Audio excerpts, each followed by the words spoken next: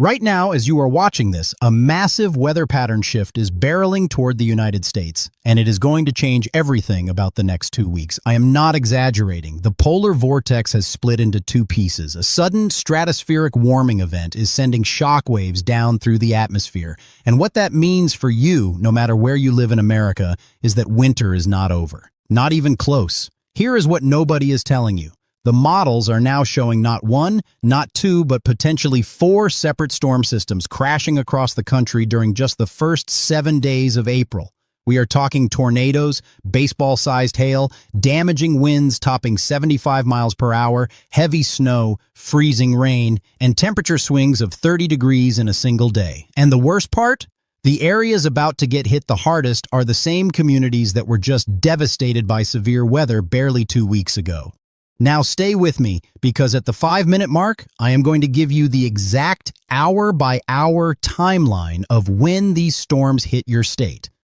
And if you stick around to the 7-minute mark, I am going to show you something in the long-range models that even some meteorologists are not talking about yet, a signal that April could produce one of the most active severe weather stretches we have seen in years. But first, let me show you exactly what is happening right now in the atmosphere, because the numbers this morning are staggering. Let us start with temperatures across the country right now. This is wild. Phoenix, Arizona is sitting at 70 degrees. Houston, Texas, 67 degrees with fog rolling in. Dallas is at 66. Austin, 71. San Antonio, 70 degrees. Meanwhile, up north, it is a completely different world. Anchorage, Alaska is at 6 degrees. Fairbanks is -3. Prudhoe Bay, -29 degrees. That is a temperature difference of 100 degrees between Prudhoe Bay and Austin, Texas. 100 degrees difference across the same country at the same time. That tells you everything you need to know about how extreme this pattern has become. And look at this. The eastern half of the country is locked in a battle right now. Chicago is at 46 degrees with broken clouds. Detroit, 37. New York City, 42. Boston, 40. Atlanta is sitting at 54 with overcast skies. But down in Florida, Miami is already at 72 degrees. Key West, 75. Tampa, 70. That warm air pool in the Gulf and across the southeast is the fuel. That is the ammunition that these incoming storm systems are going to feed on. And when that cold air comes crashing south and slams into all that warm moisture, that is when things get dangerous. Drop a comment right now telling me where you are watching from. Your city, your state. I read every single comment, and I will give you a specific forecast for your area. This is important because the timing of these storms varies wildly depending on where you live. Now here's the setup that has me concerned. We have a massive ridge of high pressure that has been parked over the southern United States for days. That ridge is responsible for all the above-average warmth you have been feeling. Right now, Brownsville, Texas is at 70 degrees. Corpus Christi, 69. Biloxi, Mississippi, 66. Baton Rouge, 65. This warm air is surging northward, pumping moisture and instability into the atmosphere like a fire hose. But watch what happens next. A powerful cold front is driving south from Canada. Behind that front, temperatures are going to crash. We are talking about drops of 20 to 30 degrees in less than 24 hours in some locations. And right at the boundary where that cold air meets the warm air, that is where the severe weather erupts. Now, I promised you an hour-by-hour breakdown, and I am going to deliver. But first, you need to understand why this particular setup is so dangerous, because the numbers in the models have taken a dramatic turn in the last 24 hours. The instability numbers have been trending up significantly. Yesterday, the models were showing convective available potential energy, that is the fuel for thunderstorms, at around 1,000 to 1,200 joules per kilogram. Today, those numbers have jumped to 2,000, even 3,000 joules per kilogram over parts of central Illinois into Indianapolis. For context, anything above 2,000 is considered very high and favorable for violent thunderstorms. We went from concerning to alarming in just one model cycle. On top of that, the significant tornado parameter values have exploded. These values factor in wind shear, instability, moisture, and every ingredient needed for tornadoes, all wrapped into one measurement. Those numbers are now reaching 3, 4, even 5 across eastern Illinois, Indiana, into southern Michigan, and Ohio. When those numbers get that high, any storm that manages to stay discrete, meaning it stays isolated instead of merging into a line, that storm becomes capable of producing a tornado. And not just any tornado, a strong tornado, an EF2 or higher. Now here is something else that changed in the last 24 hours. The dew points. Dew points are a measure of how much moisture is in the air at the surface, and they are climbing fast. By tomorrow afternoon, dew points across the threat area are expected to reach the high 50s, even the low 60s in some spots. That is tropical level moisture for late March. And that moisture is the rocket fuel for supercell thunderstorms. But here is the twist that makes this setup tricky. There is a cap, a capping inversion. Think of it like a lid on a pot of boiling water. The atmosphere wants to erupt, but this layer of warm air aloft is holding everything down. The cap is strongest in the morning and early afternoon, which is why you will not see storms firing up early in the day. But here is what the models are showing. The cap weakens as the afternoon heating intensifies. And once that lid pops off, the atmosphere is going to explode. The longer the cap holds, the more energy builds up. And when storms finally break through, they come with a vengeance. That is why the initial supercells that form could be the most dangerous of the entire event. They will have all that pent-up energy to tap into. Additionally, the winds aloft are going to intensify through the evening. This is critical because strong upper-level winds create the wind shear that tornadoes need. The early afternoon winds are moderate, but by 6 to 8 in the evening, the jet stream winds scream overhead, providing exactly the kind of directional and speed shear that supercells thrive on. So the tornado threat actually increases as the evening progresses, peaking between 5 and 9, even though the cap is gone earlier. The atmosphere reaches its most volatile state when the instability, the moisture, the shear, and the forcing from the cold front all overlap at the same time. And that overlap happens in the late afternoon to early evening window. Now here is the critical timing information that could save your life. Do not skip past this part. Let me take you through this state by state, hour by hour. I am going to tell you exactly when the danger starts, when it peaks, and when it ends for your area. Missouri. The morning hours are going to be quiet. Some clouds building, maybe a few light showers drifting through. The severe weather threat for Missouri is on the lower end compared to states further east and north. By around 4 in the afternoon, you might see some scattered thunderstorms developing in eastern Missouri and southeastern Iowa. There could be a few strong wind gusts and some small hail, but the models are not showing anything particularly intense for most of the state until later in the evening, around 10 at night, when some storms may try to form along the eastern border near St. Louis. Kansas City at 55 degrees and Springfield at 51 are both clear and dry right now. Bottom line for Missouri, stay weather aware, but the worst of this event is passing to your north and east. Your bigger concern comes next week with the April storm train, Illinois. This is where things start getting very serious. The morning will be deceptively quiet, a lot of sunshine, temperatures climbing from the 40s into the 70s and eventually the mid-80s in some spots. That heat is loading the atmosphere like a compressed spring ready to snap. Peoria is currently 46 degrees, Springfield 47, Chicago 46. By noon, temperatures across northern Illinois could be approaching 80 degrees. That is insane for late March. By 2 in the afternoon, still not much happening. That cap, that warm layer aloft, is suppressing storm development. Think of it as the calm before the absolute chaos. But between 3 and 4 in the afternoon, the lid blows off. When it does, explosive thunderstorm development erupts across northern Illinois. Chicago, I need you to hear this clearly. Between 4 and 6 in the afternoon, a major supercell thunderstorm could develop in the Chicago metropolitan area or just to the west. We are talking about a storm capable of producing baseball-sized hail, 2 to 3 inches in diameter, along with damaging winds exceeding 60 miles per hour. If you have cars parked outside in northern Illinois tomorrow afternoon, get them under cover before noon. Do not wait. That hail can shatter windshields, dent hoods and roofs, and total vehicles in minutes. The insurance claims from a single supercell hail event can reach hundreds of millions of dollars. By 5 in the afternoon, multiple discrete supercells will be firing across northern Illinois. Each one of these storms will be a hail producer. And here's the twist that makes this particularly dangerous. Any one of them could also produce a tornado. The environment is ripe. The significant tornado parameters are elevated. The wind shear is there. The moisture is there. All the ingredients are lined up. Between 6 and 8 in the evening, these storms start to merge and cluster into a squall line. When that happens, the hail risk decreases somewhat because linear storms do not produce as much large hail as discrete supercells. But the damaging wind risk increases dramatically. We could see wind gusts of 50 to 60 miles per hour, with pockets of 70, racing across the northern half of Illinois. After 8 in the evening, the tornado threat drops significantly for most of Illinois. By 9 to 10, the main severe threat winds down, replaced by heavy rain and embedded thunderstorms that will persist into the overnight hours. But here is the plot twist for central and southern Illinois. After sunset, around Springfield, Champaign, Peoria, and even down toward Lafayette, new storms could fire up. These late developing storms form in a different part of the atmosphere, and they are sneaky.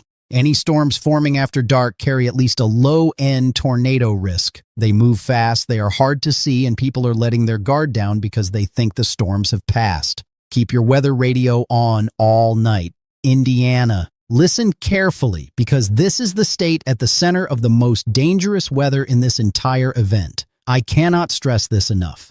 The morning starts quiet. Clear skies or scattered clouds. Temperatures surge into the 80s by early afternoon. Dew points climb into the high 50s and low 60s, pumping near tropical levels of moisture into the atmosphere. The cap holds storms at bay until around 3 to 4 in the afternoon. When storms finally break through the cap, they are going to be violent. Not just strong, violent. Fort Wayne is currently at 41 degrees. South Bend is under scattered clouds at 43. These quiet conditions are masking the fury that is building overhead. Fort Wayne, South Bend, if you are in northern Indiana, your danger window opens at approximately 5 in the afternoon. Discrete supercells will be moving into your area from the northwest, tracking from south of Chicago toward your communities. These storms will carry the full package of severe weather hazards, large to very large hail, damaging winds, and tornadoes. Between 5 and 7 in the evening is peak tornado risk time for northern Indiana. I need to repeat that. Between 5 and 7 in the evening is peak tornado risk for your area. The significant tornado parameter values are among the highest anywhere in the country during this window. If a supercell manages to stay discrete as it crosses from Illinois into Indiana, it could produce a significant tornado. And here is what haunts me about this. Northern Indiana, particularly the areas around Fort Wayne and extending down through Muncie and Anderson, was just hit by significant severe weather barely 2 weeks ago. Some of those communities are still cleaning up debris. Trees are still down. Roofs are still tarped. Power has only recently been fully restored in some areas. And now the same zone is directly in the path of another round. The instability values over Indiana are approaching 3,000 joules per kilogram. Combined with the wind shear, the atmosphere is essentially a loaded weapon. Indianapolis, your severe weather window begins around 7 to 8 in the evening. The initial discrete supercells will have mostly merged into a line by the time they reach central Indiana. Your primary threat will be damaging winds, 50 to 60 miles per hour or higher, with heavy rain and some embedded hail. An isolated tornado is still possible, especially if any cell manages to maintain rotation within the line. Currently sitting at 41 degrees, Indianapolis will see temperatures shoot up during the day before the storms arrive. After 9 in the evening, the tornado risk drops considerably for most of Indiana. By midnight, the worst will be heavy rain and embedded thunderstorms pushing southward. But stay weather aware until 2 or 3 in the morning as residual storms continue to drift through. Do not miss the next section. This is critical. I am about to cover Michigan, Ohio, Pennsylvania, and New York. The timing for those states is particularly dangerous because the storms arrive later in the evening and into the overnight hours. Nighttime severe weather kills more people per event than daytime severe weather. You cannot see the tornadoes, you cannot see the wall clouds, people are asleep, and warning response times are slower. Michigan, southern lower Michigan, you have my full attention and you should have your own full attention too.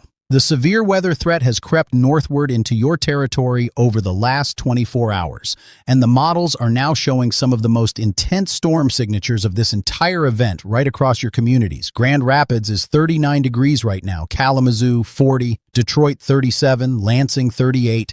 These quiet, chilly morning conditions give absolutely no indication of what is coming. Starting around 5 in the afternoon, widespread heavy rain develops across Grand Rapids, Mount Pleasant, Lansing, and Kalamazoo. But the showers themselves are not the main concern. It is what is hiding behind them. In the far southern sections of the state, explosive supercell thunderstorms are expected. Between 6 and 8 in the evening, intense storms push into southwestern Michigan. Kalamazoo is directly in the crosshairs, Jackson too, and yes, Detroit, you need to be watching this closely. The models are showing powerful updraft signatures on these cells. In meteorology speak, the helical updraft tracks are screaming. That translates to very large hail potentially exceeding 2 inches in diameter and significant tornado potential. Remember, this area of the country has already experienced an intense tornado earlier this spring. The ground is still scarred, the memory is still fresh, and the atmosphere is setting up to do it again. Peak severe weather for southern Michigan hits between 7 and 9 in the evening. After 9, storms begin losing their punch as they move away from the instability source. By 10 in the evening, the severe threat is moving east out of the state. Detroit, you may end up being just far enough north to miss the worst impacts, but the threat zone has crept closer to the metro area with each successive model run. Do not assume you are safe. Stay alert through the evening. Ohio. Here is your timeline and pay close attention because the timing works against you. The morning and early afternoon are quiet across the Buckeye State. Temperatures are mild, but nothing suggests what is coming. Columbus sits at 43 degrees, Cleveland 39, Cincinnati 42, Toledo 43. Your severe weather does not arrive until the evening hours. Toledo Bowling Green, you are first in line at approximately 8 in the evening. The storms entering northwest Ohio are expected to be intense and they have had a long runway to mature. Every severe weather hazard is on the table. Large hail, damaging winds, and tornadoes. All of it. By 9 in the evening, as the sun disappears, these storms push toward Cleveland. Intense thunderstorms could impact the Cleveland metropolitan area around 10 in the evening. Again, nighttime severe weather is deadlier. People are in bed, visibility is 0. Storm spotters cannot see rotation. Every warning counts. Cleveland, Akron, Canton, this is your critical window from 9 through 11 in the evening. Damaging winds become the primary concern as storms transition to a more linear mode, but an isolated tornado remains possible, particularly on the southern edge of the squall line. Columbus, your window runs from roughly 8 to 11. Cincinnati, you sit on the southern margin of the threat area but could still see strong to severe thunderstorms pushing through, mainly gusty winds and heavy rain. Youngstown, currently 35 degrees, and the Mahoning Valley region sit in a tricky spot. You are close enough to Lake Erie that some storms could be modulated by the cooler lake waters, but you are also in the path of any cells that maintain intensity as they race eastward. Your window is approximately 10 at night to 1 in the morning. After 11 at night, across most of Ohio, the transition happens. Heavy rain takes over. Embedded thunderstorms rumble through. Some may still produce gusty winds. But the organized severe weather threat diminishes through the overnight hours. By 2 in the morning, the worst is behind you. Now let me hit some specific Ohio cities that people always ask about. Mansfield at 40 degrees right now. Your window is roughly 8:30 to 10:30 in the evening. You sit in a tough spot between Toledo and Columbus where storms are fully mature. Lima, 41 degrees. Similar window, Zanesville, expect impacts around 9:30 to 11. Sandusky, right along the Lake Erie shore, your storms arrive around 9 to 10, and the proximity to the lake could either weaken them or create a convergence zone that actually intensifies them right along the shoreline. We will have to see how that plays out in real time. Springfield, Ohio at 43 degrees, not to be confused with Springfield, Illinois. Your window is 8 to 10 in the evening. Findlay, same general time frame. Marion, Worcester, Ashland, all of these north-central Ohio communities sit in the 9 to 11 window with primarily damaging wind and heavy rain threats. And for those of you south of the main threat, Chillicothe, Portsmouth, Marietta, you are on the fringe. Some gusty storms are possible, but the organized severe weather stays to your north, Kentucky. I want to address Kentucky specifically because a lot of people there are wondering what their risk looks like. Louisville is at 45 degrees, Lexington 55, Bowling Green 47, Frankfort 55, Hopkinsville 55, Paducah 50. Here is the deal for Kentucky. You are in the marginal risk zone, which is the lowest level of the severe weather outlook. The biggest threats for you are gusty winds and some small to moderate hail as the squall line pushes through during the late evening and overnight hours. The tornado risk for Kentucky is low, but not zero. Your main severe weather window is roughly 10 at night through 3 in the morning as the line of storms sags southward. Keep the weather radio on and stay alert. One thing I want to highlight for Kentucky and Tennessee, though, the freezing rain discussion becomes very relevant for you as we push into April. When those cold surges come through and warm air tries to overrun the cold at the surface, the border region of Kentucky and Tennessee could be a freezing rain battleground. Ice accumulations even a quarter-inch thick can bring down trees and power lines. I will have much more detail on this as we get closer. Tennessee. Nashville is at 58 degrees with partly sunny skies. Memphis, 59. Knoxville, 51. Chattanooga, 54. Clarksville, 55. Murfreesboro, 57. Cookeville, 50. Jackson, Tennessee, not to be confused with Jackson, Michigan, or Jackson, Mississippi, is at 57 degrees. For this storm system, Tennessee is mostly on the warm side. You will see some gusty winds and rain as the front pushes through late tomorrow night into early Friday morning. The severe weather risk is low, but your temperatures are going to drop sharply behind the front. Nashville could go from near 80 on Thursday afternoon to the upper 40s on Friday. That is a gut punch temperature swing. Your bigger concern with the April pattern is the severe weather potential. When those storm systems track across the central and southern plains during the first week of April, any systems that take a more southerly track put Tennessee squarely in the severe weather zone. The Nashville to Knoxville corridor has been hit by significant tornadoes in April in past years. This is peak season and the pattern favors it. West Virginia. Charleston is 41 degrees with broken clouds. Morgantown 42. Huntington 46. Clarksburg 39. Parkersburg area, similar conditions. You are on the eastern edge of tomorrow's marginal risk zone. Expect some strong to possibly severe storms pushing through during the late evening, roughly 9 at night to midnight. Gusty winds and heavy rain are your primary concerns. A brief tornado is unlikely but not impossible as the line races through. Stay weather aware through the overnight hours. Now here is something fascinating about the current temperature map that really illustrates the battle happening in the atmosphere. I mentioned the 100-degree spread between Prudhoe Bay and Austin earlier, but look at what is happening across the Great Lakes region right now. Marquette, Michigan, 30 degrees with light snow and ice fog just 500 miles to the south-southwest. Indianapolis is 41 and will hit the 80s tomorrow. Grand Forks, North Dakota, 33 with fog, 800 miles south, Oklahoma City, 59. Minot, North Dakota, 30 with ice fog. These temperature contrasts across relatively short distances create enormous amounts of energy in the atmosphere. Meteorologists call this baroclinicity. The greater the temperature contrast over a shorter distance, the stronger the jet stream becomes, and the more energy is available for storm development. Right now, the baroclinicity across the central United States is extreme. And it is about to get even more extreme as the cold front drives south while the warm air holds its ground. That is why the models are showing such high instability values. That is why the significant tornado parameters are elevated. The atmosphere is loaded with potential energy just waiting to be released. And when it releases violently. Virginia and the Mid-Atlantic. Let me give more detail here because I know a lot of viewers are in this region.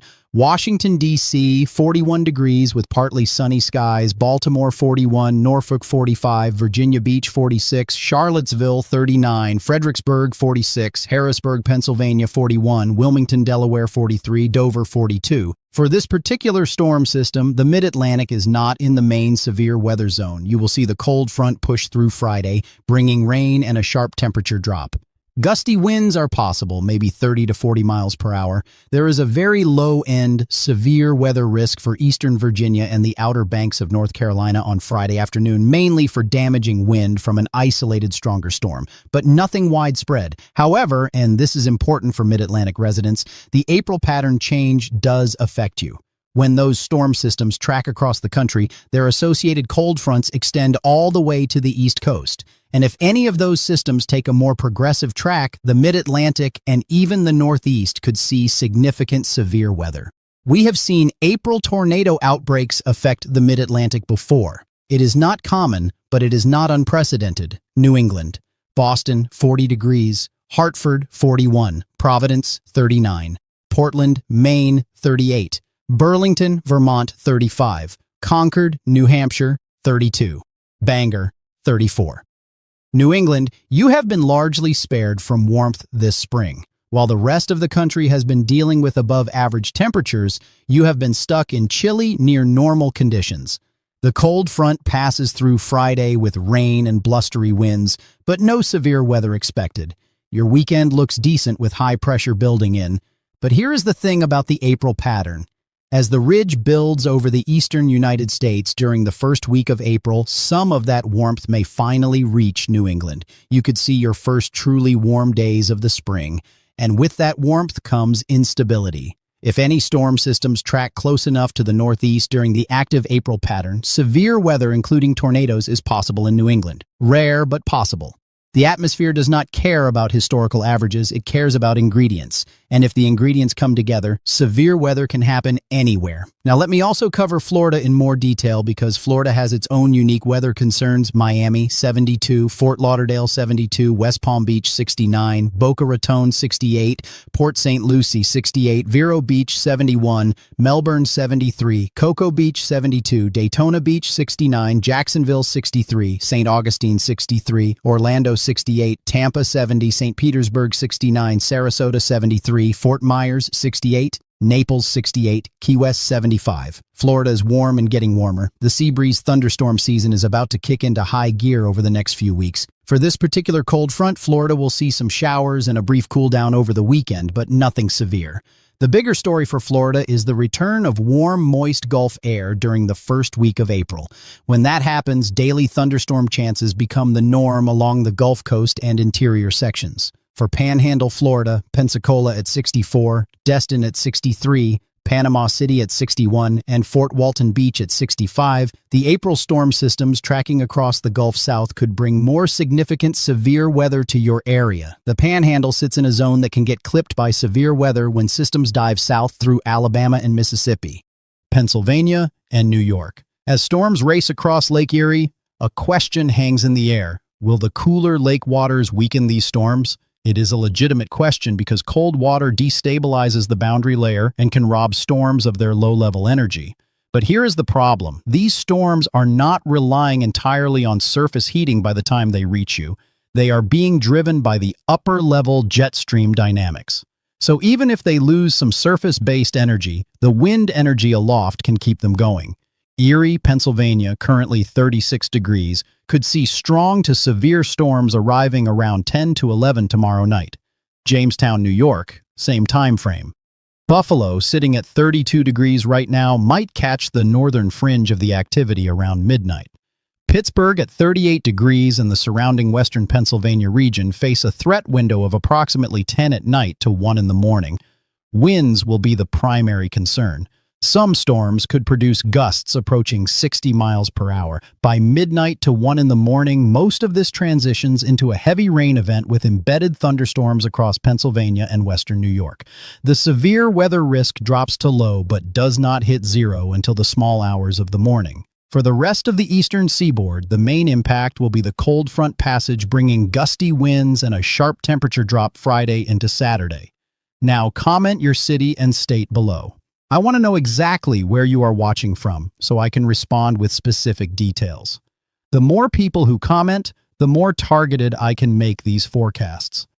Let me expand the temperature picture across the entire country because this gives us a crystal clear view of the air mass battle that is driving all of this severe weather. Starting in the deep south, New Orleans sits at 67 degrees with fog, Baton Rouge 65, Lafayette, Louisiana 64, Lake Charles 64, Mobile, Alabama 67, Pensacola 64, Panama City, Florida 61, Jacksonville 63 with fog, Orlando 68, Tampa 70, Sarasota 73, Fort Myers 68 with fog, Miami 72, Fort Lauderdale 72, West Palm Beach 69, Key West, 75 degrees and sunny. That is an enormous pool of warm, moist air across the Gulf states and Florida. Dew points in these areas are already in the 60s. This is the air mass that gets pulled northward ahead of each storm system. It is the fuel tank. Now look at the Mid-South. Memphis, 59, Nashville, 58, Birmingham, 58, Atlanta, 54, Huntsville, 57, Chattanooga, 54, Knoxville, 51. These cities are in the transition zone right now. Warm, but not oppressively so. As the warm air surges northward ahead of tomorrow's storms, many of these cities will see temperatures climb into the 70s and even the low 80s before the front arrives. Through the Ohio Valley and Midwest. Louisville, 45, Lexington, 55, Cincinnati, 42, Dayton, 43, Columbus, 43, Indianapolis, 41, Chicago, 46, Milwaukee, 43, St. Louis, 54, Kansas City, 55, Des Moines, 48, Omaha, 53, Minneapolis, 42. The temperature gradient here is extreme. From Minneapolis at 42 to Memphis at 59 is only about 500 miles. That kind of temperature contrast across a short distance is exactly what drives violent thunderstorms. The Northeast. New York City, 42, Philadelphia, 42, Boston, 40, Washington, D.C., 41, Baltimore, 41, Hartford, Connecticut, 41, Providence, 39, Portland, Maine, 38, Burlington, Vermont, 35, Pittsburgh, 38, Buffalo, 32, Syracuse, 34, Albany, 36, Rochester, 31. The northern tier is still locked in chilly air. Rochester at 31, Buffalo at 32, Syracuse at 34. These areas are going to stay cool through the weekend as the cold front reinforces the chill. But the warm-up coming in early April could be dramatic. Models are showing some locations going from the 30s into the 60s and even 70s within a matter of days as the pattern shifts. Out west and through the Rockies. Denver, 57, Colorado Springs, 61, Boulder, 61, Cheyenne, Wyoming, 63, Casper, 52, Billings, Montana, 57, Bozeman, 55, Missoula, 48, Salt Lake City, 57, Provo, 51, Boise, 52, Pocatello, 54, Albuquerque, 58, Santa Fe, 49, El Paso, 58, Tucson, 57, Phoenix, 70, Las Vegas, 74. The warmth is impressive right now across the interior West, but it will not last. The trough digging in from the Pacific is going to drop temperatures across the entire western third of the country starting this weekend. Denver could see a 30-degree swing. Cheyenne could go from 63 to below freezing. Billings from 57 down to the 20s. That cold air sinking south out of the Rockies is going to be the engine that drives the next round of severe weather across the plains. West Coast. Los Angeles 63, San Diego 62, San Francisco 54, San Jose 52, Sacramento 51, Fresno 57, Bakersfield 62, Seattle 45 with light rain, Portland, 42. The Pacific Northwest is seeing some light rain from systems sliding in off the ocean. Southern California has low clouds and fog. Northern California is clear and cool. As the western trough amplifies, expect more active weather across the West Coast too, particularly in the Pacific Northwest. And Alaska. Anchorage, 6 degrees above zero. Fairbanks, -3. Juneau, 24. Kodiak, 25. Prudhoe Bay, -29. Utqiagvik, -21. Point Hope, 0. Arctic Village, -19. Bethel, 5. Glenallen, -18. These bone-chilling numbers are the source region for the cold air that is about to plunge into the lower 48. When the polar vortex splits and weakens, this Arctic air escapes southward. It is already in motion. Hawaii, Honolulu 71, Hilo 72, Kailua Kona 70, Lihue 72, Paradise as usual. Now let me also give you some important Texas and Southern Plains cities because this region becomes the center of the severe weather universe during the first week of April. San Angelo, 63 degrees. Waco, 67. Temple, 67. Killeen, 67. Bryan College Station, 68, Tyler, 66, Longview, 66, Texarkana, 57, Nacogdoches, 65, Victoria, 68, Laredo, 67, McAllen, 71, Brownsville, 70 degrees. Texas is the warm sector powerhouse right now. All that warmth and moisture sitting over the Lone Star State is what gets tapped when storm systems come through. For this immediate round, Texas does not see significant severe weather. But let me tell you what the first week of April looks like for Texas. When those storm systems dive out of the Rockies and into the plains, the dry line sets up across western Texas. East of that dry line, explosive supercells can form with stunning speed. The Texas Panhandle, the rolling plains around Abilene and San Angelo, and the North Texas region from Dallas to Wichita Falls are all in the zone for potentially significant severe weather during the April storm train. Amarillo at 54, Lubbock at 56, Abilene at 64, Wichita Falls at 62. All of these cities know what April severe weather looks like. Start your preparations now. Oklahoma City at 59 degrees, Tulsa 57. Norman, which falls in the Oklahoma City metro, sits right in the heart of Tornado Alley. Lawton near Duncan at 64, Enid 60, Stillwater 56, McAllister 56. These Oklahoma communities have lived through some of the most devastating tornadoes in American history. The first week of April pattern setup favors severe weather across central Oklahoma. When a 997 millibar low tracks across the Central Plains and the dry line fires supercells along the I-35 corridor, this is where it gets real. Stay sharp, Oklahoma. For the Gulf Coast of Texas, Galveston at 68, Beaumont at 69, Corpus Christi at 69, the threat with April systems is more about coastal flooding and heavy rainfall when storms stall or slow down near the coast. Flash flooding can be deadly, and it happens fast. Turn around. Do not drown. That saying exists because people underestimate how quickly water rises and how little water it takes to sweep a vehicle off the road. Just 6 inches of fast-moving water can knock you off your feet. 12 inches can carry away a small car. 2 feet will float almost any vehicle. Now let me explain the pattern change coming for April, because this is the section I told you to wait for, and this is the part that has my full attention. The polar vortex split is the primary driver. Normally, the polar vortex is a tight ring of cold air spinning over the Arctic. When it is strong and compact, cold air stays locked up north, and the jet stream flows smoothly from west to east. That gives us relatively mild, boring weather. But right now, the vortex has been fractured by a sudden stratospheric warming event. The temperatures at the 50 millibar level, roughly 65,000 feet up, have spiked. This warming event weakens the vortex and causes it to split into 2 separate lobes. One lobe sits over Siberia, the other wobbles toward North America. When this happens, pieces of extreme cold air break free from the Arctic and dive southward into the mid-latitudes. But the key detail that most people miss is the time delay. Changes in the stratosphere take 1 to 2 weeks to propagate down to the surface. So the sudden stratospheric warming event that happened recently is just now starting to show its effects at ground level. That is why we had the cold blast earlier this week. That is why another cold blast is coming this weekend. And that is why multiple additional cold shots are loaded up for the first 2 weeks of April. Each one of those cold surges colliding with the warm, moist air from the Gulf creates the conditions for severe weather. It is like a conveyor belt of storms. Cold shot, warm surge, storms. Cold shot, warm surge, storms. Over and over. The Arctic Oscillation confirms this. The AO is trending negative, which means a wavy, buckled jet stream that allows cold air to plunge further south than normal, while simultaneously allowing warm air to surge further north than normal. The Euro model and the GFS model both agree on this trend. It is not going deeply negative, which means the cold air is not going to push all the way to the Gulf Coast. You are not going to see freezing temperatures ruining crops in southern Texas or Louisiana.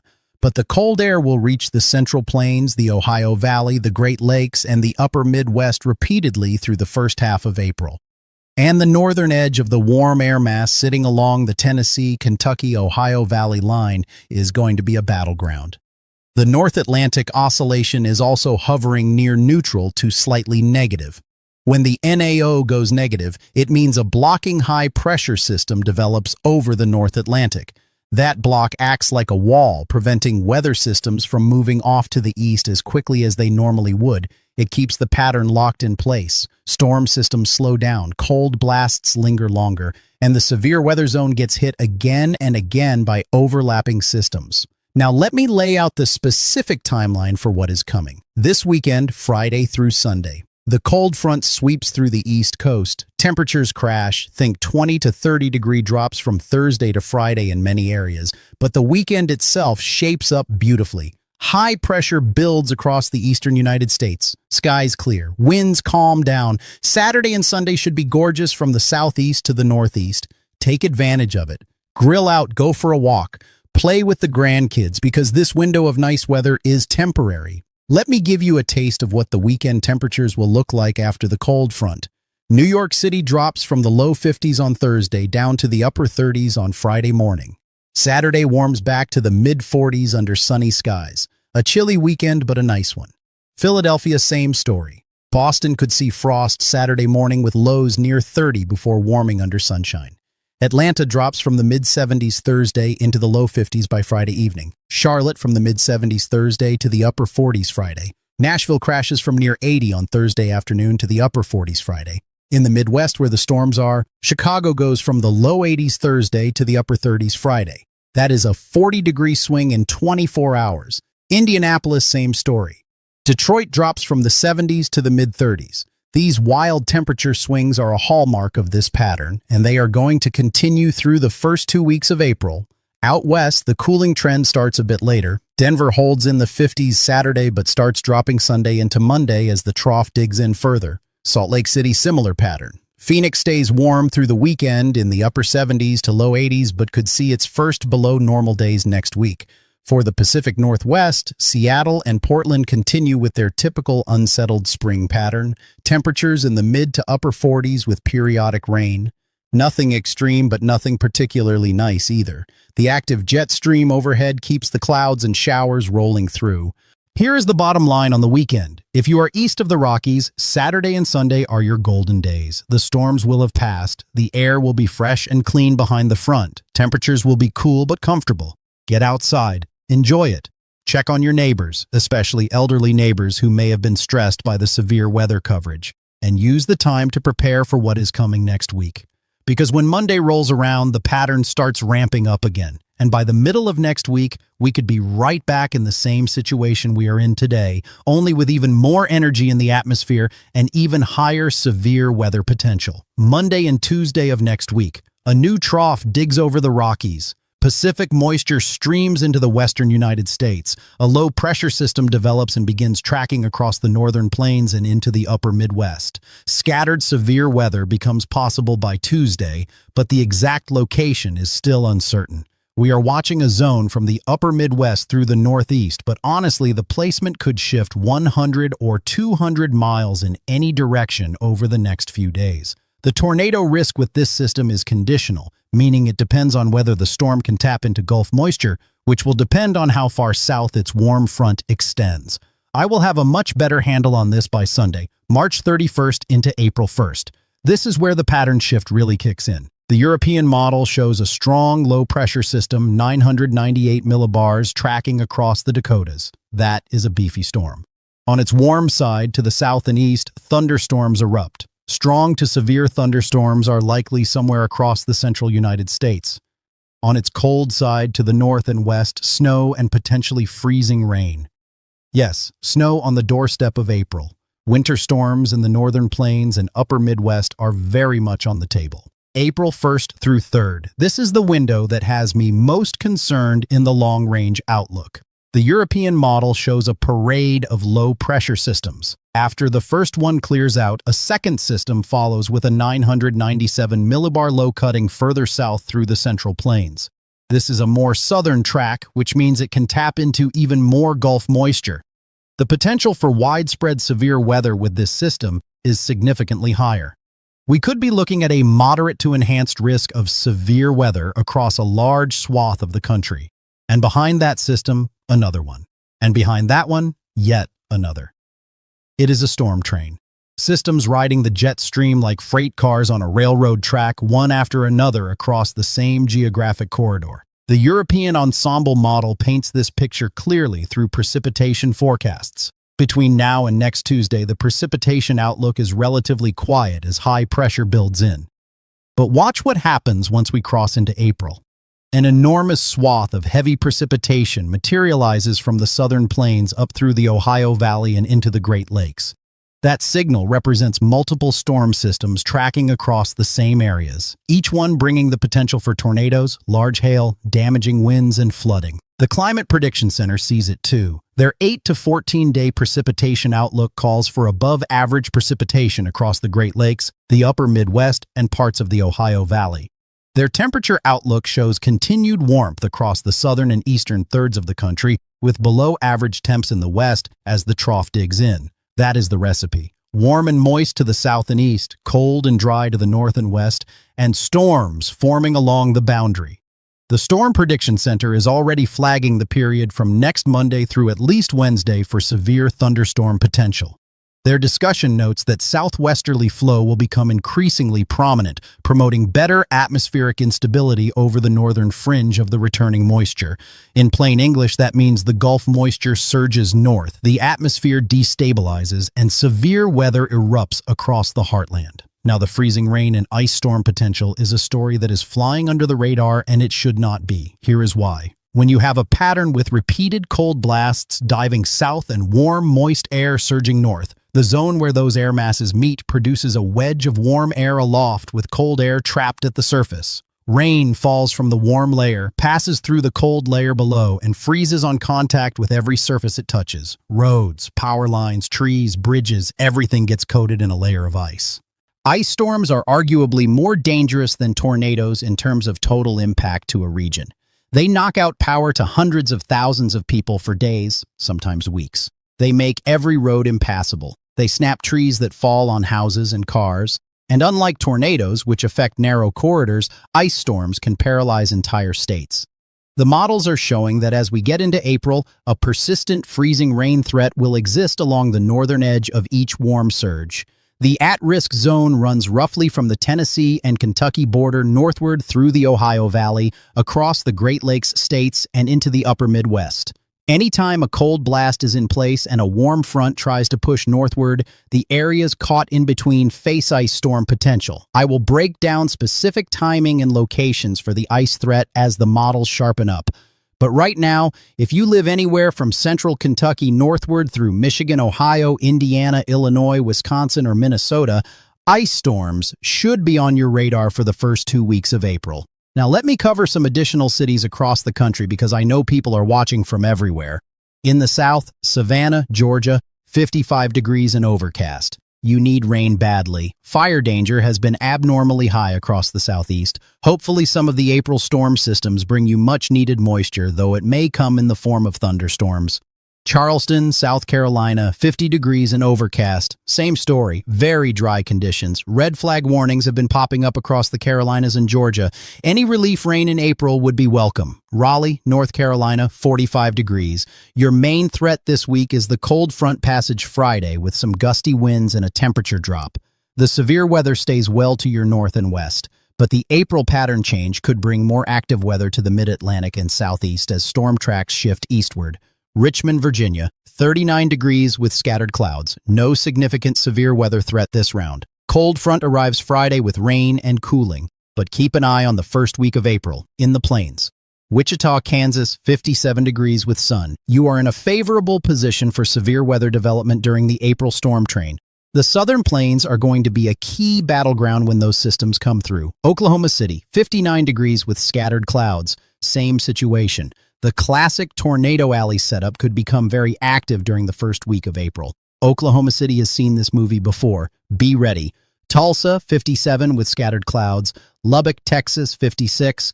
Amarillo, 54. All of these cities sit in the warm sector that gets tapped repeatedly when the jet stream pattern amplifies. Abilene, Texas, 64 degrees and sunny. San Angelo, 63. Midland, Odessa area, 64.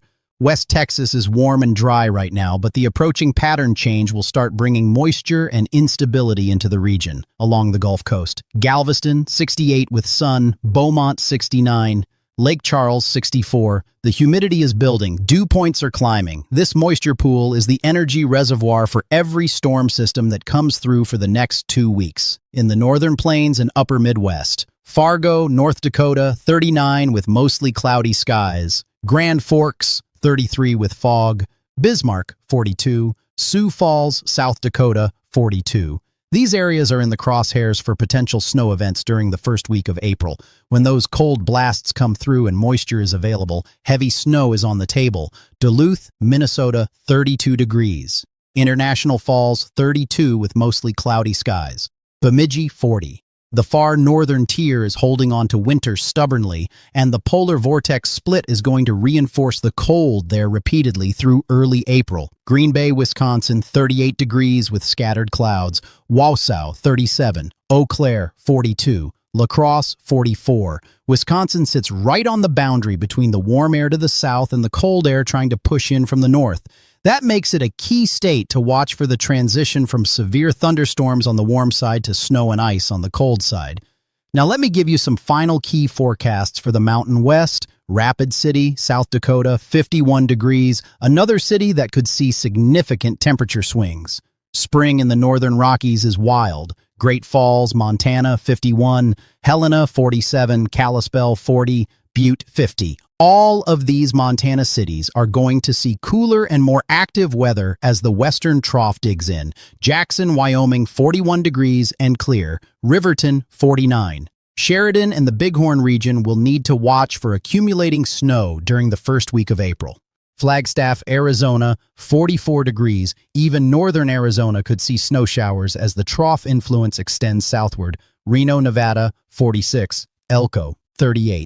The Great Basin cools significantly when these troughs move through. Now I want to be crystal clear about something. This video is not designed to scare you. I am not one of those channels that slaps a giant red graphic on a thumbnail and tells you the world is ending. That is hype. That is dishonesty. And it does a disservice to everyone trying to make informed decisions about their safety. What I am doing is giving you the facts, the models, the numbers, the timelines, so that you can make smart decisions for yourself and your family. Knowledge is protection. Panic is not. Here is your action checklist. This takes 5 minutes and it could save your life. First, make sure you have multiple ways to receive severe weather warnings. A National Oceanic and Atmospheric Administration weather radio with a battery backup is the gold standard. It will wake you up in the middle of the night if a tornado warning is issued for your county. Phone apps are good too, but they can fail if cell towers go down. Have redundancy. Second, identify your safe room right now. Interior room, lowest floor, away from windows. A bathroom, a closet under the stairs, a basement. If you live in a mobile home or manufactured housing, identify a nearby sturdy structure where you can shelter. Mobile homes are not safe in tornadoes at any intensity. Third, have a family communication plan. Where do you meet if you get separated? What is the phone number everyone calls? What do you grab in the 60 seconds between the warning and the storm arriving? Have those answers ready now, not when the sirens are going off. Fourth, protect your property. If you are in the hail zone tomorrow, get your vehicles under cover before the storms arrive. Close garage doors. Secure loose outdoor furniture, trampolines, and anything that could become a projectile in high winds.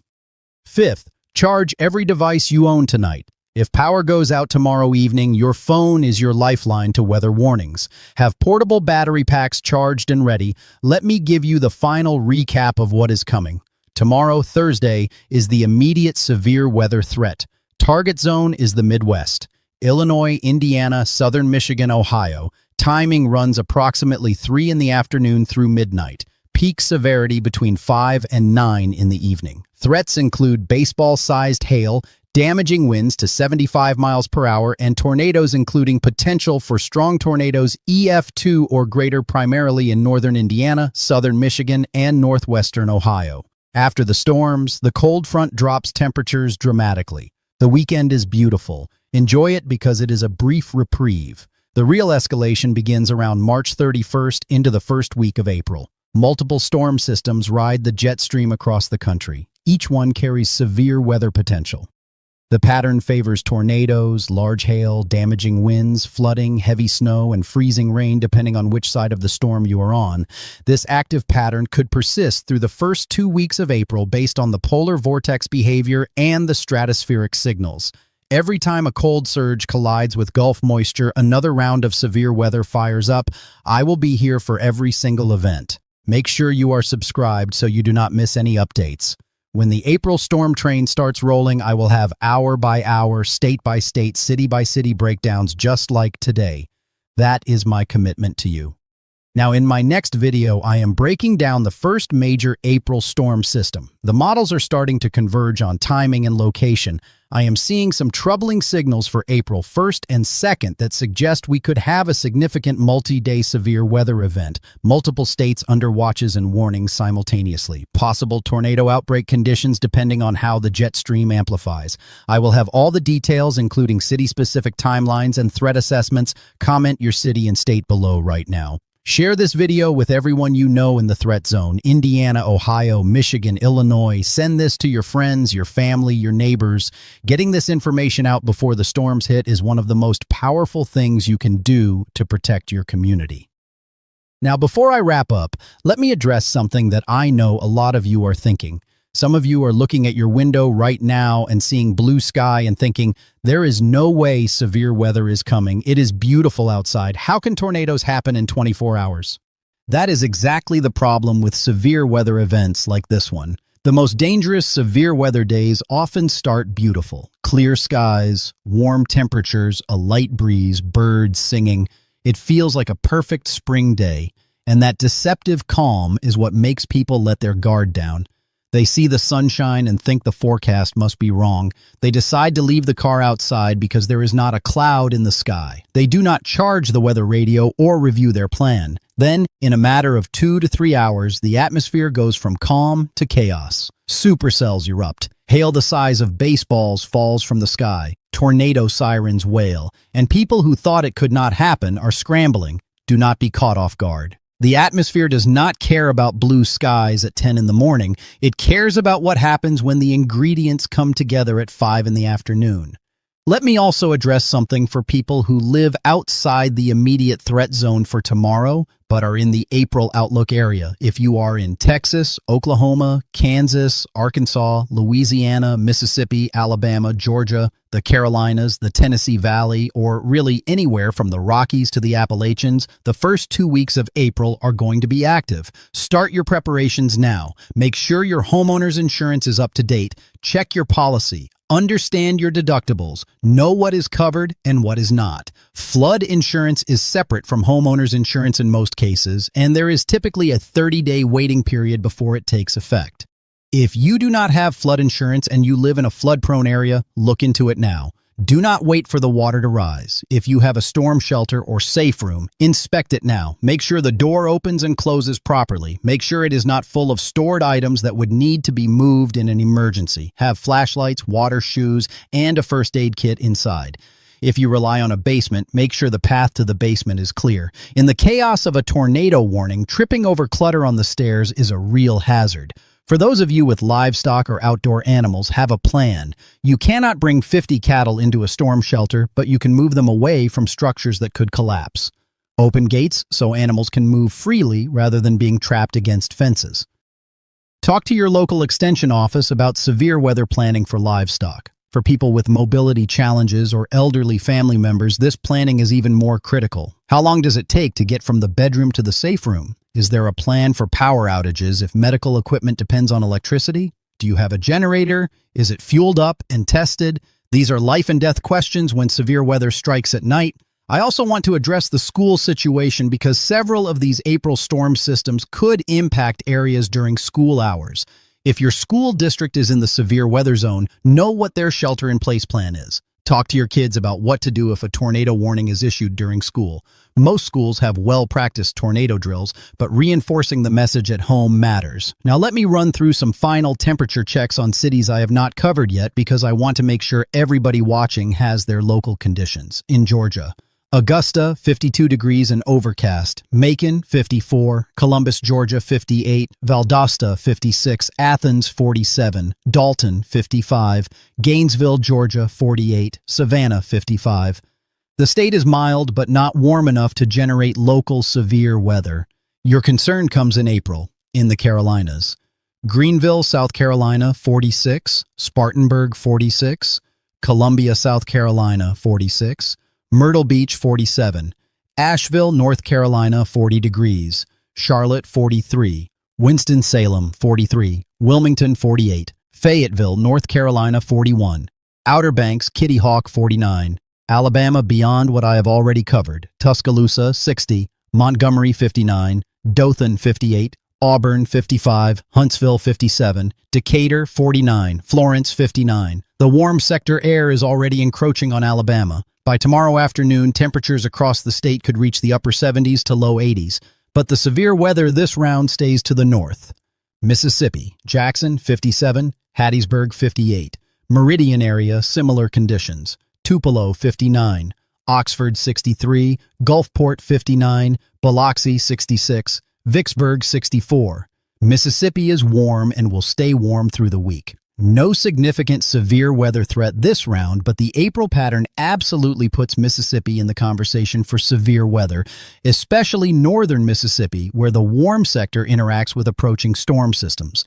Arkansas, Fayetteville 50, Bentonville 53, Fort Smith 53, Jonesboro area, similar conditions. Hot Springs area, probably near 55, Texarkana 57, Pine Bluff, similar to Little Rock at 53. Arkansas sees the cold front passage with some rain but minimal severe weather threat this round. Early April is a different story. Let me also quickly hit some important smaller cities and communities that do not always get mentioned but have large viewerships. Cookeville, Tennessee, 50 degrees. You are between Nashville and Knoxville and sometimes get overlooked in forecasts. For this event, you are safe from the worst. But April concerns apply. Bowling Green, Kentucky, 47 degrees. You have been hit by significant tornadoes in recent years. The April pattern bears watching closely for your area. Joplin, Missouri, 56 degrees. Your history with severe weather means you take these forecasts seriously. Good. The April storm train could put the four states region in play. Tuscaloosa, Alabama, 60 degrees. You know the drill. You have lived through it. April is when your vigilance matters most. Norman and Moore, Oklahoma, which fall near the Oklahoma City observation at 59 degrees. These communities have been ground zero for some of the most devastating tornadoes in American history. The first week of April pattern setup favors severe weather across central Oklahoma. Stay sharp. Topeka, Kansas, 55 degrees. Lawrence, 54. Manhattan, Kansas, 57. The Kansas communities along Interstate 70 are in the severe weather corridor for the April outlook. This is the heart of Tornado Alley, and the jet stream is setting up to deliver. Grand Island, Nebraska, 52. Kearney, 54. North Platte, 42. Lincoln, 53. The Nebraska cities along Interstate 80 could see severe weather during the first week of April, particularly with any storm systems that track through the Central Plains. Sioux City, Iowa, 43. Cedar Rapids, 46. Iowa City, 44. Waterloo, 42. Davenport, 49. Iowa sits in the northern portion of the severe weather zone for the April outlook. The combination of severe thunderstorms to the south and potential ice or snow to the north makes Iowa a particularly complex forecast during these transition season events. Eau Claire, Wisconsin, 42. La Crosse, 44. Green Bay, 38. Madison, 40. Appleton, 45. Wisconsin is the state most likely to see the full spectrum of weather types during the April pattern. Severe thunderstorms in the south, transitioning to freezing rain in the middle, and potentially accumulating snow in the north. All from the same storm system. That is the definition of a complex forecast, and it is coming. All right, I have covered an enormous amount of ground today. More than 270 cities and locations across the United States. From Key West to Prudhoe Bay, from Honolulu to Bangor, every region, every major metro, and dozens of smaller communities that deserve just as much attention. Here is my final thought. Weather connects all of us. It does not matter if you are a farmer in Kansas watching the sky for hail, a truck driver in Ohio checking road conditions, a parent in Michigan making sure the kids know where to go during a tornado warning, or a retiree in Florida keeping an eye on Gulf moisture. The atmosphere does not recognize state lines. It does not care about politics. It does not play favorites. It affects every single one of us. And that is exactly why I do this. That is why I go through every city, every temperature, every model run. Because somewhere out there, someone is watching who needs this information to make a decision that keeps their family safe. Maybe it is the person in Fort Wayne who decides to park the car in the garage tonight after hearing about the hail threat. Maybe it is the farmer near Topeka who starts planning for April a severe weather window. Maybe it is the grandmother in Cleveland who plugs in the weather radio before going to bed because she knows the storms arrive after dark. If this video helps even one person avoid harm, it is worth every minute I spent putting it together. So here's what I need you to do right now. 3 things. First, comment your city and state below so I can follow up with you. Second, share this video with someone who lives in the threat zone. Third, subscribe and turn on notifications because the April storm train is just getting started and the next 2 weeks are going to demand constant attention. Stay safe out there, America, and I will see you in the next update where we break down exactly which